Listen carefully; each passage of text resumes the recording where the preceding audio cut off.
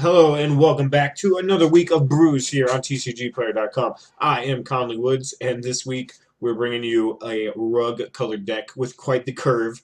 It's almost like we have two distinct curves here. This week, I was trying to explore some areas that I have not done so in a while, and one of the cards that I find to be extremely powerful and yet relatively underplayed in Standard right now is Silumgar Scorn. We have actual counterspell floating around in the format. Obviously, you got to jump through some hoops, but it functions as counterspell a lot of times in game, and yet it doesn't see too much play. It sees a little bit of play in Esper Dragons, but basically it doesn't seem to play because all the best decks basically play Collected Company, and everyone just runs around getting a bunch of value and playing 2 drops and 3 drops, and nobody has time to Silumgar Scorn. So I wanted to build around Silumgar Scorn in a way in that I wanted a shell to function with it, and I think that the important things for Silumgar Scorn to function are some type of sweeper to make sure you can catch up when you're behind, so that way you can turn back on your Silumgar Scorns later on in the game instead of being too far behind on board to be able to afford to cast one. And you obviously need dragons of some amount to turn this on, and you also need a mana base that can reliably get to Silumgar Scorn, which is not the easiest thing to necessarily do. I don't know if we achieve that with this mana base since it's 3.5 colors, but this is where I landed. So other cards that I felt like I was neglecting, everything kind of came together here. So other cards I felt like neglecting were the Oath Cycle. I think that all the Oath cards are very powerful. Obviously, I left out the Oath of Gideon in this case, but I have 10 Oath cards in this deck. 4 Nissas, which are pretty easy to run 4 copies of. 4 Oath of Chandra, which is pretty easy to run 4 copies of once you've concluded you want to run that as your removal spell, because it's just a pretty strong removal spell. And then 2 copies of Oath of Jace, mostly because it's a little clunky to run too many of these. Yes, you could discard them to the others, but you don't want to usually cast too many of these in a game just because they don't really affect the board too much. You want to get one in play to get its Scry effect off. That's the really powerful effect, is the Scry. You kind of get a Thassa of sorts, but the actual ability, it's nice, but not like essential for the deck. The deck has plenty of ways to gain card advantage. Beyond the oaths, which were kind of cool, obviously we're already asking for a lot of requirements out of our deck. So if we're playing with oaths, we're naturally going to play with Planeswalkers. We're playing with Silumgar Scorn, we're naturally going to play with dragons. That's a deck already. Oaths, Silumgar Scorns, dragons, and Planeswalkers. That's a lot of cards needed for a deck. Obviously, we're going to have some removal spells and stuff in there. We talked about how we wanted sweepers, which we do. So everything else just kind of filled itself out once you kind of get to this rug aspect. I did look at adding white for something potentially, or black for something potentially, but rug was ultimately where I ended up, not discounting these 3 dragons here, which we'll get to in a second. So focusing on the Planeswalker aspect, the super friends of sorts, we have 3 Nissas, probably the weakest overall Planeswalker, but it does come down early and buy you a bunch of time by just making 0/1s. Also builds towards an ultimate that is a powerful ultimate, so you do have to respect that. And the +1/+1 counters come up. You have enough token making between her, obviously, and then obviously you have, well, not obviously, but you have Arlinn making 2/2s. You have Sarkhan making 4/4s. You have Chandra making 3/1s.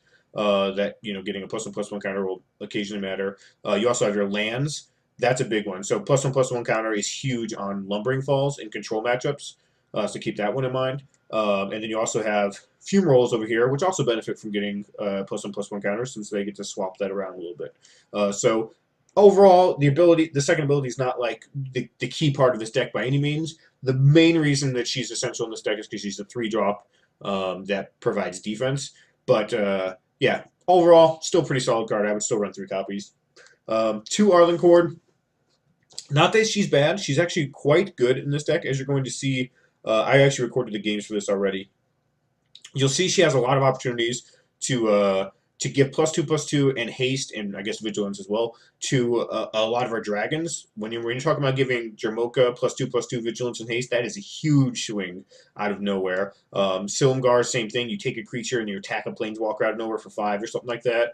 Obviously, 4/4 tokens getting +2/+2 in haste is pretty strong. Dragonlord coming in for 10 damage out of nowhere. Even just pumping up a Nissa token and getting in for surprise 2 damage can sometimes cost a Planeswalker its life or something. So that ability does come up. It's not always relevant. It's not like we're a mid-range deck where it's always on, but it's still strong.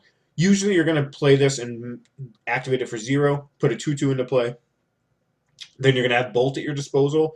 Bolt subtracts the loyalty from this, which is something to keep in mind. So you can't do it indefinitely. You can only do it 3 total times. If you just repeated that cycle, you would eventually kill her. But you can also use her first ability, +1/+1 in trample. Very similar to the discussion we just had about Nissa's second ability. You're going to do it when Chandra activates. You're going to use it when you have a bunch of random creatures. And then if you ever do get the ultimate, it's pretty nice in this deck. You have big creatures, so getting turning them all into pandemoniums with haste is pretty nice. But you're mostly just using this to kind of flip back and forth, make 2/2s and bolts, which is usually what Arlen is best for. This deck takes advantage of the +1 ability to give things +2/+2 vigilance and haste. If it didn't, I would consider cutting her. But as is, she's the only 4-drop in the deck, so she has some role just by being a curve filler. Probably the weakest Planeswalker in the deck, but still a very reasonable card. You'll see in the games that she does pretty well. 4 or 5 drops. We have 1 Jace up here. He's the weakest of the 5 drops, so I only have 1 copy of him. Scry 1 draw card is great, but it's not really that much different than add a mana draw card. And as you'll see, add a mana draw card is quite relevant in this deck, both because it's just a 3-color deck, also because there's just some weird casting costs and you want to keep open Silumgar scoring a lot of time, and then also because we have these white and black cards that we don't have any mana for. So that's important. This is effectively 3 more sources of color for these 3 cards, and otherwise the only way to cast these 3 cards is off the 4 Haven of the Spirit Dragons. So keep that in mind. But yeah, Jace, the second ability is the real reason it's in here. Bouncing creatures deals with larger creatures, which we sometimes run into problems with. It's kind of why we have the Icefall Regents over the sideboard to mimic a very similar effect. But Scry 1 draw card is a fine effect, of course, and then the ultimate is not absurd, but it's something you'll use. Sarkhan is kind of the reason to go Rug, of course. Once you're looking at Planeswalker ideas, so he's like the real Rug payoff. We discussed his first ability a little bit, just really strong. The 4/4 dragons are probably the coolest feature of this. Keep in mind that 4/4 dragons will turn on Silumgar Scorn because they check to see if there's a dragon in play or in your hand. You can reveal one from your hand, or it could just be in play. So that will turn on your Silumgar Scorn. Also, you just kill people really quickly with 4/4s. They're strong. And then you even in this case, because we combined the Planeswalker and the Dragons aspect together, if you ultimate this Sarkhan, you will get 1 of each dragon from your deck onto the battlefield and shuffle your library. In this case, we don't only have 3 of them, but I think you're going to win if you get a Silumgar, a Dragonlord Dramoka, and a Dragonlord Atarka. So that's worth noting. Do they get haste? No. They don't get haste. So you get those 3 guys, you kill a big thing, you can't get any spells cast on you, and you steal something. So this should be good enough for you to win. It's one of the few decks that can actually use a Sarkhan Unbroken's ultimate. Post-board, we also have a couple of Icefall Regents to throw into the mix for more dragon action. So it's an interesting thing that we can do. Moving to 6 drops, we have Chandra topping us off. Probably one of the better Planeswalkers in Constructed at the moment. It acts as another sweeper, so we have 4 Radiant Flames and 2 Chandras sweeping boards already. The 3/1 hastes are obviously great at finishing games. They're great at killing control. The discarding your hand is relevant in our deck since sometimes we just have a lot of lands or cards we can't cast or whatever. But really, she's in here just to be a sweeper. That's her primary role. Then 3 dragons we cannot cast. As I mentioned before, we can only cast them off of Haven. This will cast all of them, though, so it works like that. This also casts our Thought Knot Seers on the sideboard, so it pulls double duty. But it is very awkward during a game since you cannot cast a Silumgar Scorn with it, which is probably the hardest card to cast in our deck. Nissa would be a hard card to cast. It sometimes is, but you usually have an Oath of Nissa down, in which case it's easy peasy, of course. But yeah, Dramoka, I think, is definitely worth its weight in gold. Life Link being absolutely important for this deck, just so we can get some life back. We have 8 Pain lands, so getting some life back is huge. The can't be countered, and opponent can't play spells on your turn matters a lot, especially when you're giving this haste with Arlen Cord. You just get in 8 or 7 damage life link and that's like enough to swing in a game right there. Also, this has vigilance in that case, so pulls double duty and plays defense. Just amazing. We all know how good Dragonlord Silumgar is. It's not as important in this deck since we have a decent amount of removal and counter magic and other things that kill stuff, but I still wanted a copy in here just because it does get you out of some sticky situations, and it, subsequently makes Sarkhan's ultimate a little bit better. Not that that matters too much. We also see a lot of cards in this deck. You have 4 Oath of Nissa, which kind of gives you a little bit of a scry action, or a filter action, if you will. You have 2 Oath of Jace, which not only digs you, but then also scries every turn thereafter. You have Sarkhan, which is drawing you cards. You have Jace, which is scrying and drawing you cards. You have Chandra, which can throw cards away and draw you more cards. So you have a decent amount of ways to like actually look through your deck. So finding any one random one of is not as random as it may seem. So yeah, 1 Silumgar, 2 Dragonlord Atarka.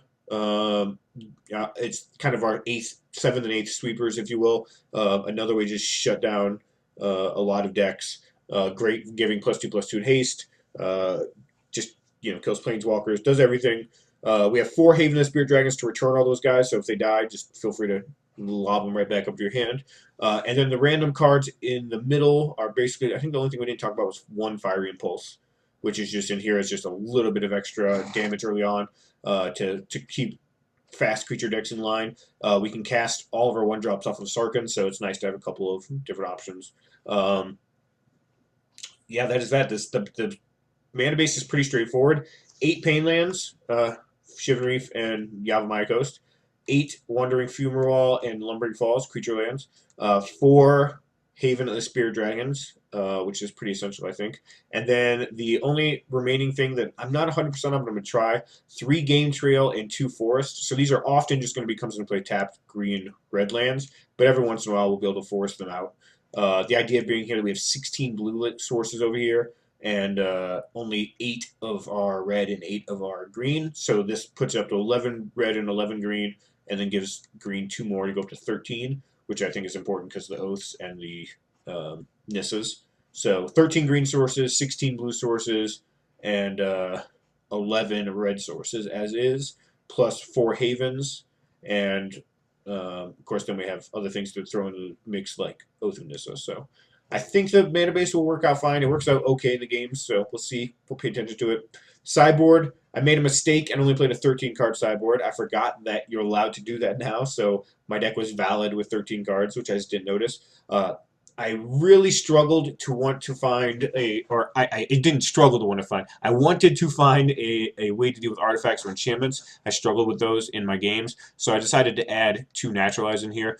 The games you're watching will not have Naturalize in this sideboard, but I would add it for now. You can potentially try Root Out here if you're brave. I'm a little worried with the 3rd mana cost on it being too annoying, considering that I mean, I guess it is nice you can randomly just like root out your own Oath of Chandra just to draw a card, but I think Naturalize is probably better. Just saving the mana is more important. 3 Negates help us out with spell heavy decks, any type of deck that we're going to be fighting counter wars over. 1 Scatter of the Winds is kind of the 5th Silumgar Scorn, if you will. I thought it was the most generic choice for a 3rd spell, but they're basically any hard counter here will work.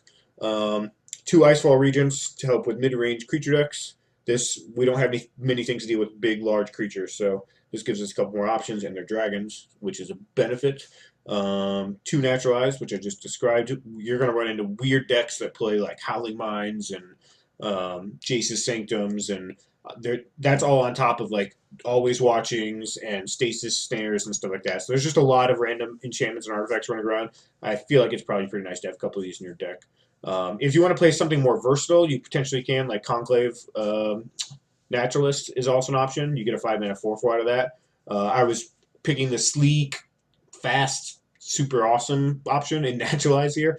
Now I'm giving Naturalize the super awesome tag. But if you want to go more value, feel free to try something like Naturalist.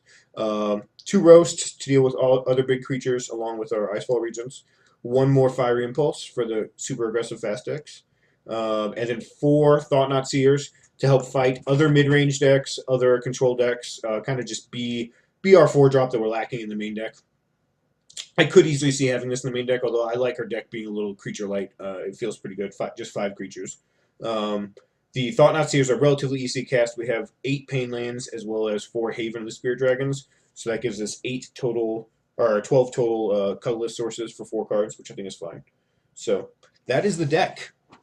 Rug Dragonwalkers is what I landed on. As you can see, it's all in capitals with with some exclamation points over here. Yeah, it's a super fun deck. I really enjoyed the games with this. Definitely check out the attached article and deck list for information there. And enjoy the games, everybody. Hope you have a good week. This is Conley Woods for TCGplayer.com. Checking out Rug Dragonwalkers. Be right back with some games.